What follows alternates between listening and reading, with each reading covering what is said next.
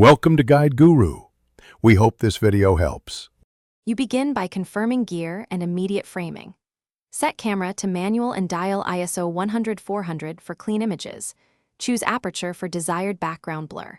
Position a softbox 45 degrees above and 3 to 4 feet from the subject as the key light for flattering shadows.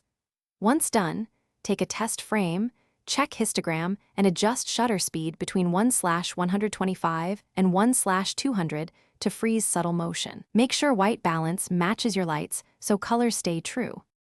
Now refine lighting ratios and direct your subject. Reduce fill to about 1/4 intensity to keep contrast but reveal detail. Use a reflector if you prefer softer results.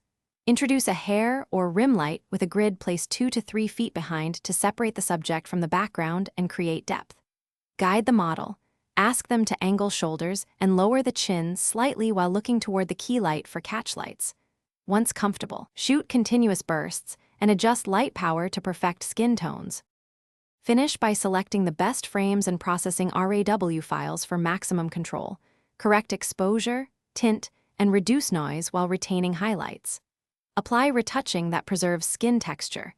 Use frequency separation or subtle dodge and burn to even tones. Export a 16-bit TIFF for archival edits and sRGB JPEG at 72 dpi for web delivery. If you see banding or color shifts, recheck white balance and light power. Reshoot a gray card frame to recalibrate and correct consistent color errors. Thanks for watching. Consider subscribing if we helped you today.